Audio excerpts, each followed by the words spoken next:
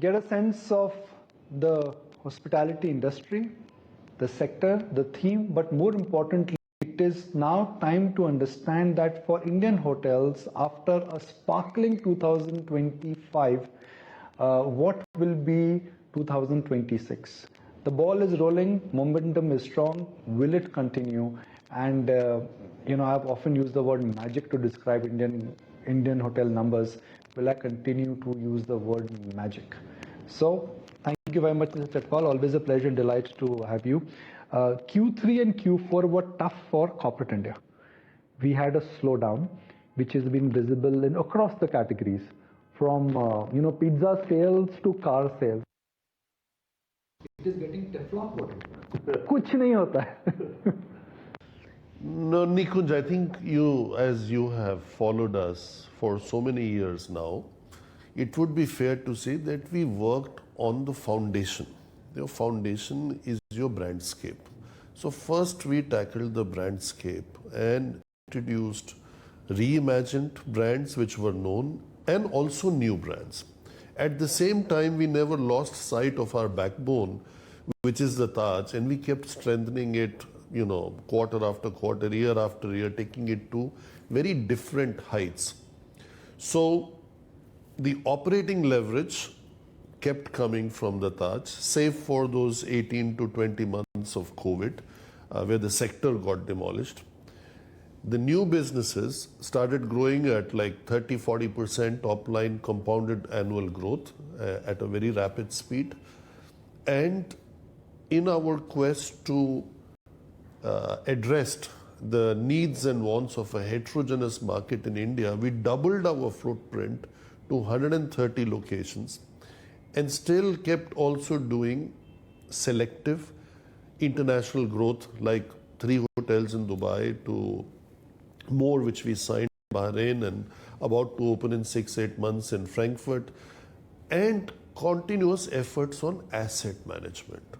See, we always tend to say capital heavy, but capital heavy also provides you the opportunity to sweat your assets. And the iconic assets that we had are really very well positioned and have been very well renovated. Take the example of Taj Mahal Hotel Delhi. I mean, despite a 80% increase in rent, it makes more money than it made before the rent levels were lowered, and also a 250 crore investment that went into the asset.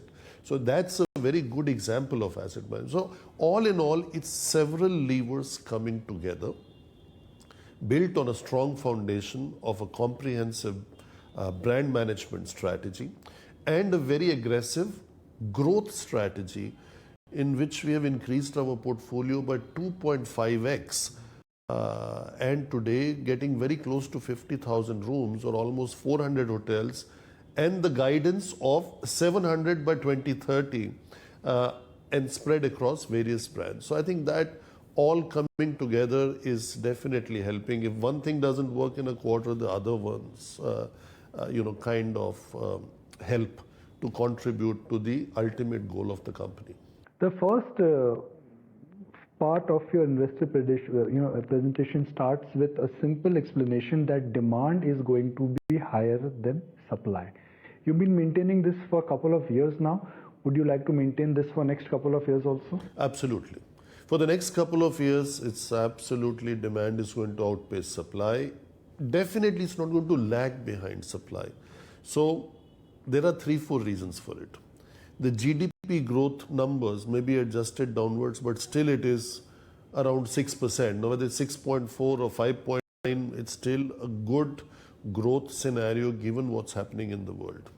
Number 2, the number of people who are moving from middle class to high middle class and high middle class to rich is increasing at a rapid pace in India. So that's how India is becoming the 5th largest economy. People are having higher per capita income, and the new, or what you call the nouveau riche people, want to experience more, whether it's your food and beverage, or it's your hotel stays, or it's your luxury goods. Everything they also want to have, right? They have always aspired to have that. So I think that also will benefit the sector. And finally, with all the new destinations opening, there is something new happening which people have noticed and had never noticed before. That the numbers of Mahakumbh will be the way they were, and what a Mahakumbh could do to the economy of a state like UP. I don't think UP ever witnessed that in its history. It's not the first time that Mahakumbh happened, right? Or what a Coldplay did for 3 or 4 nights in Mumbai and another 3 nights in Ahmedabad, because nobody would come extra to Mumbai for 1 night, right? So what you lost in G20, you made up with Mahakumbh. We didn't lose. We gained in G20. No, the base effect last year. The base G20 effect, was not there. right. So FY24, you had advantage of G20. FY25, we thought that, okay, no G20, what happens? I didn't think. A lot of analysts thought that way. A lot of people in the media. You have also been very optimistic.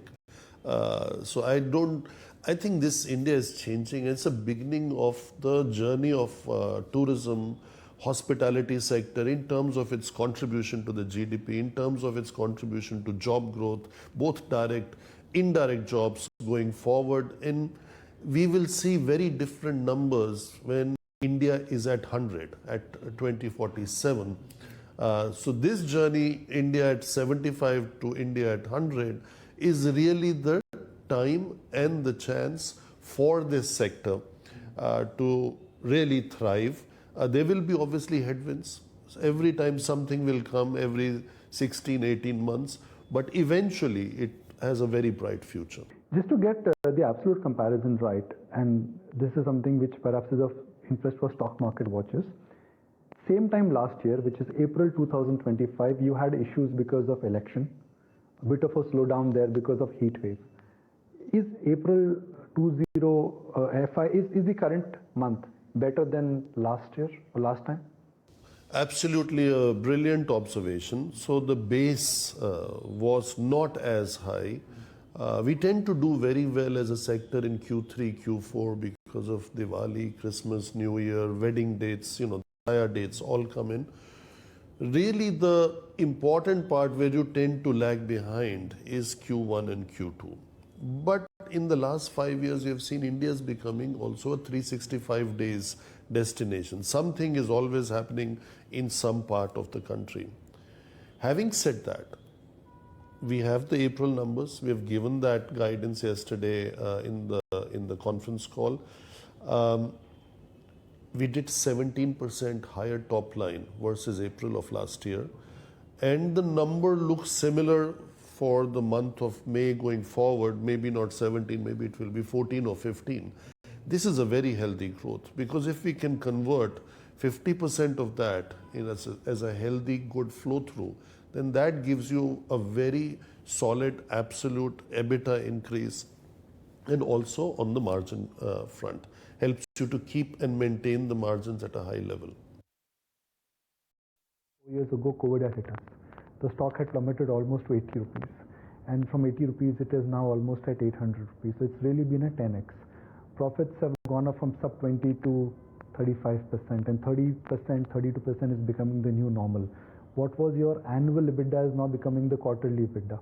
It's just been phenomenal. But that has also come because of change, resilience, and also what is happening at an industry level.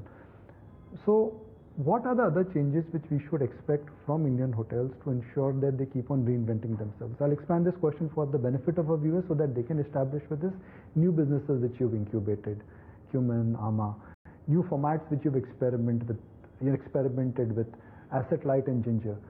To reach your vision of 2030, where would you tilt, where would you pivot, and where would you experiment?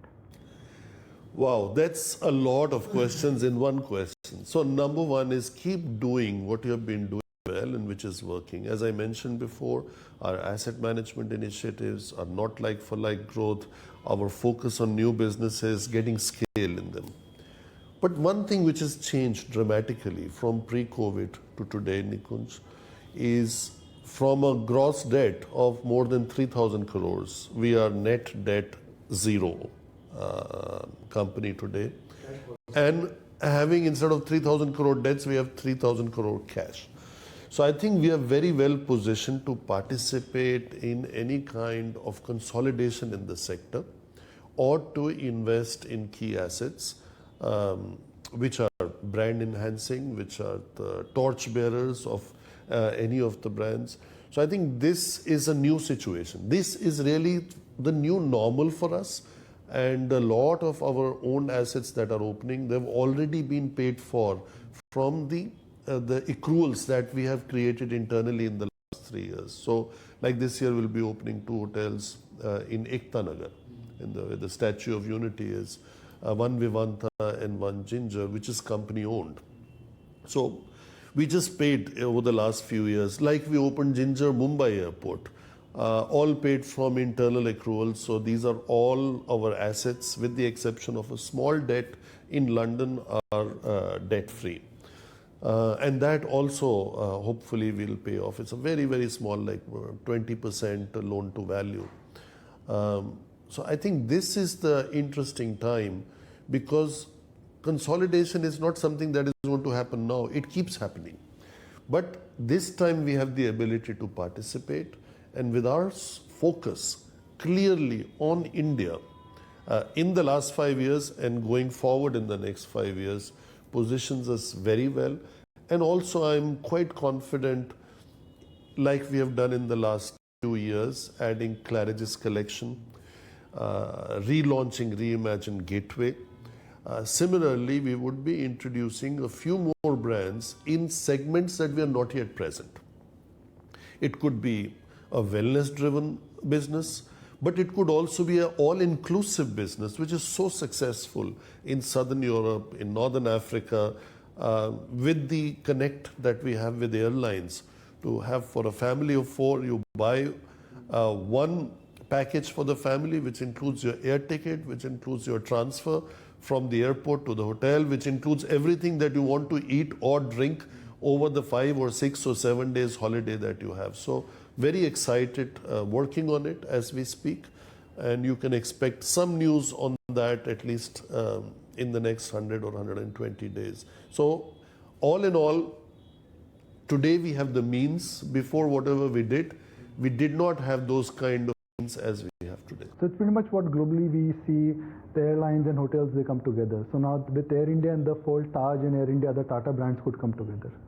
Not could come together. We have been already working even before Air India saw the homecoming to Tata Group. We were a very strong partner with Air India, but now it's even stronger.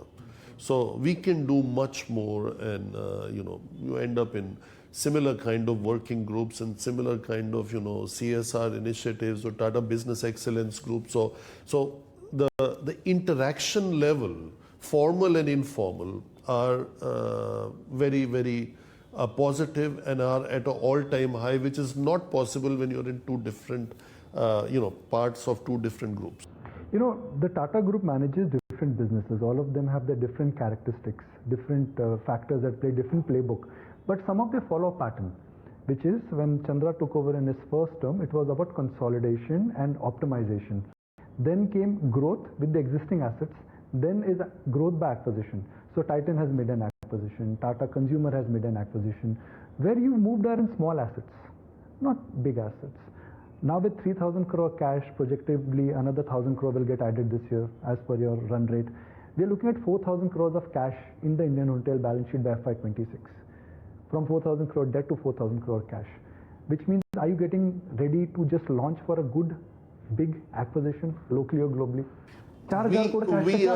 We are very well positioned with the cash position and without any debt to participate in such opportunities. But your strength sometimes is a challenge. Our strength is that we have the Taj. We are the crown jewel, not just of the Tata Group in terms of a brand, but the crown jewel of the nation. And so it has to be a fit. Anything that we do will have to be a fit. And I think Claridge's is a very good example of this kind of fitment. It's small. Small, but it's a good fit. Big bets. The shareholder wants to see the stock to go from 80 to 800 to 8,000. 8,000 will not happen if you buy Claridge's. You will have to buy something big. No, I just said from a fitment perspective. Similarly, in other levels, we have to see at an upscale, mid-scale, and in a budget segment, any opportunities that come up which are an ideal fit for our brandscape, we will go for it. But you use the words in the last interaction that you are in a high growth phase. So I want to revisit that. When you say you're in a high growth phase, define that for us, and how long do you think, according to you, your high growth phase will continue? Well, according to us, what we have always said, Nikunj, also to you, we promise, we deliver, and ideally we deliver a bit more than what we have promised. That has worked well for the last 5-6 years. Now, what have we promised? We have promised 700 hotels. When we promised that, we were 350, saying we will double it to 700 by 2030. What did we do last year? We have a report card of 100, of which 74 new signed, 26 hotels new opened. We had promised 24, we delivered 26. This year we have promised 30 new hotels opening. Hopefully we deliver 33 or 34. So I think if we keep doing that, and on top of that, we get an opportunity of some form of consolidation, we would have a very high growth in the company, which is also needed. It's not that it's not needed, it's an opportunity. It's an opportunity to stay ahead of all international brands that are all, kind of competing with each other to get a higher share in India. And within the Indian system, we are the largest hospitality ecosystem. And one thing I can promise you, we are not slowing down.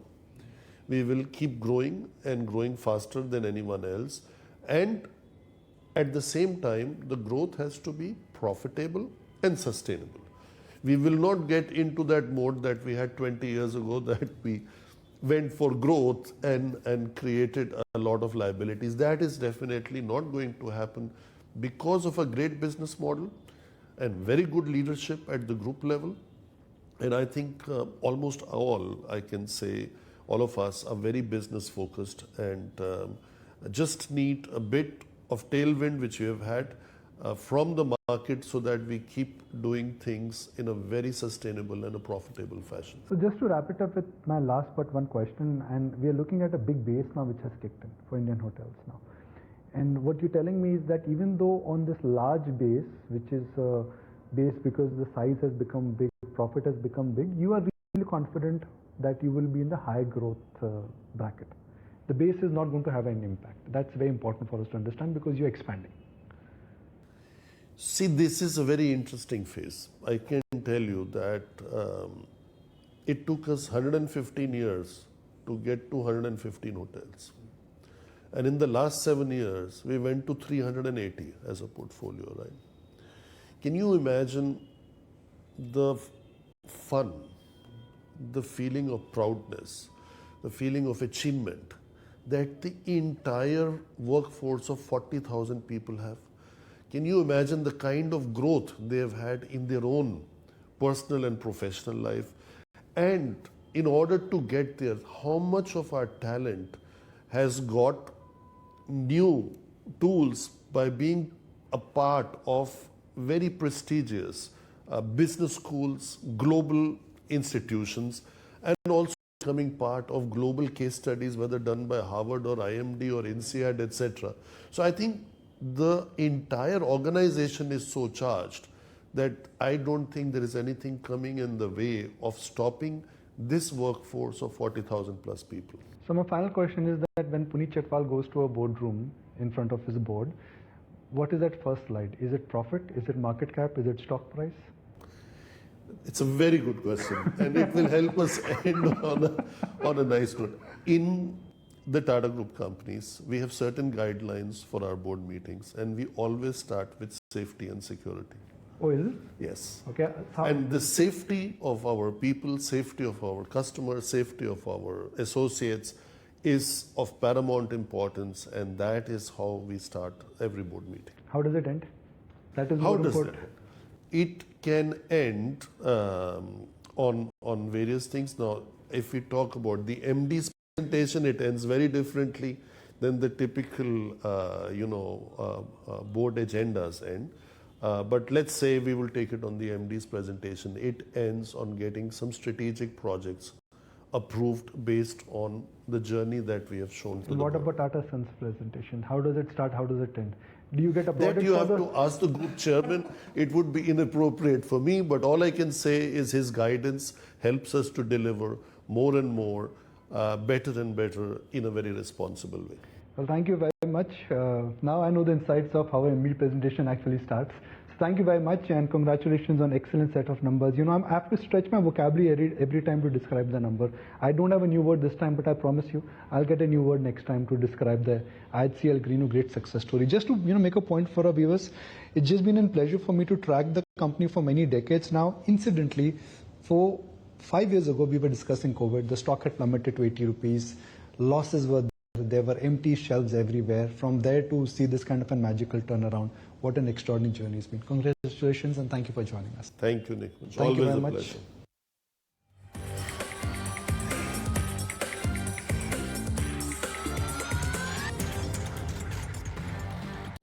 If you like this video, then like, share and subscribe to ET Now.